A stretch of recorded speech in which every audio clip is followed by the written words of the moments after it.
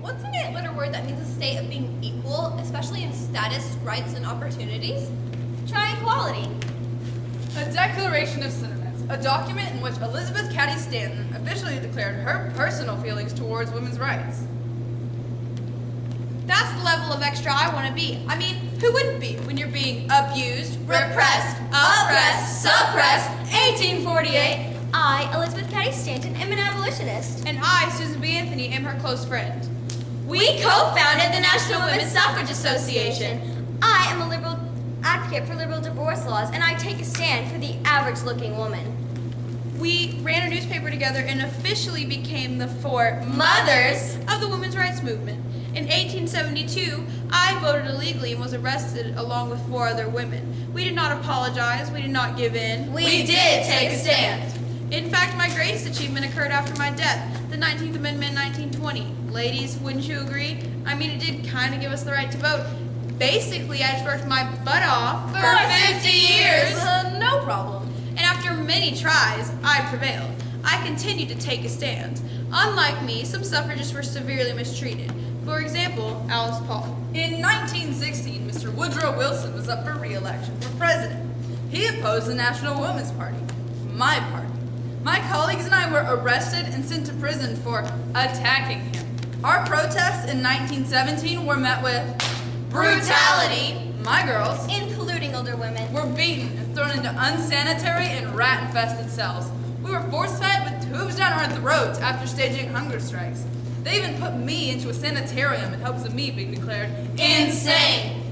After we were released, Mr. Wilson decided to change his position. Suddenly, he was on our side, vocalizing his support for a suffrage amendment.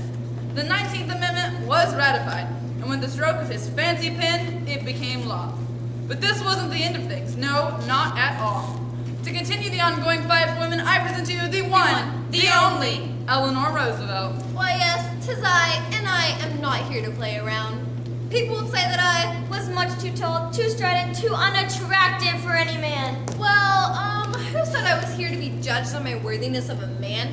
Doesn't matter what I look like when I was the first lady of the world. Yeah, the world. For 7 years, I represented the United States at the United Nations Convention, where I helped write the Universal Declaration of Human Rights, a document which basically stated human rights includes women's rights. Don't they? Heck yeah, they do. Fast forward to the 1960s. In the 1960s, the phrase bra burning was well known. Although very few women actually burned their bras, those who did it as a stand for women's rights. It was a symbol of independence for men. The women who didn't burn their bras often walked around with no bra on at all. It was a stand against restriction, literally and figuratively.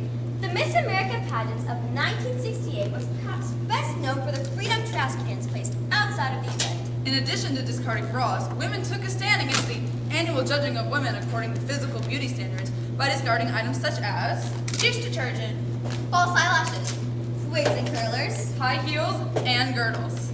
In addition to the real people who dedicated themselves to the stand for women's rights, media discourse has also played a crucial role in the representation, evolution, and development of feminism. Between 1986 and 1993, Designing Women presented Woman Talk, frequently devoured with gossip and chatter, as meaningful and worthwhile. The show's lead character, Julia Sugarbaker, was best described as a left liberal feminist with a very outspoken point of view. She took a stand for her convictions, and she was passionate in her beliefs of equal rights and common sense.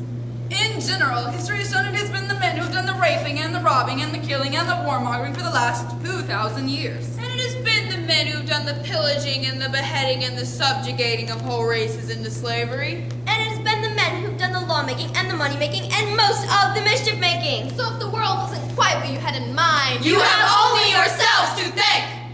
Designing Women was part of the stand television has made in getting the female experience right. Speaking of entertainment, everybody watches the World Cup, right? Last year, the U.S. women's national team won the entire tournament and received $2 million in prize money. Not bad, right? But get this, the U.S. men's national team, who only made it to the second round, received $8 million. And the overall men's winners, the Germans, received $35 million. $35 million to $2 million? I guess there's kind of a difference there. Carla Lloyd, 2016 FIFA Player of the Year, spoke out about the issue. She and 4 other members of the national team filed a wage discrimination complaint with the Equal Employment Opportunity Commission, saying, quote, "We are sick of being treated like second-class citizens. It wears on you after a while, and we are done with it. Lloyd risked her professional career to take a stand for what she believed in. Her objection to submitting to the discrimination has inspired many young female athletes around the world. Soccer is not the only profession that pays men and women differently. So, fun fact. Women in America make, on average, 79 cents For every white man's dollar. Hold up! How am I supposed to financially support myself or my family if I don't even have a fair shot at it? It's a cycle, a never-ending cycle. It's the gender wage gap. We don't get paid equally to begin with. How do you expect us to purchase the products we need to meet your unjust standards? If 68% of you are only going to consider us for a job because we wear makeup, Then you might as well pay us more. And what about the cost of that makeup? Recently, many women have begun to take notice of the unfair Pink tax? Many women's self-care products are taxed as, Luxuries? What? while similar men's products are. Necessities? The only difference is our products are pink and smell like lavender. Well, maybe I do not want to smell like lavender. Maybe I want to smell like wood smoke or alpine forests. Women have begun to boycott more expensive women's products by buying less expensive men's commodities. By doing so, women save up to $345 a year. That's enough for more important things like a pap smear, a mammogram, and an insured ultrasound. in fact, Congresswoman Jackie Spear recently took a stand when she introduced to Congress the Pink Tax Repeal Act on July 8, 2016. According to Spear, These acts of discrimination have caused some extreme economic damage while fostering misogynistic attitudes that fight to keep women from achieving true equality in America. The Act's current status is Died in previous Congress. Is it any coincidence Congress has 445 men and a whopping 93 women? Okay, so my friend was walking down the hallway wearing a tank top. A tank top! She'd sat down at her desk, started pulling out her books, and the boy sitting next to her caught a glimpse of her shoulder.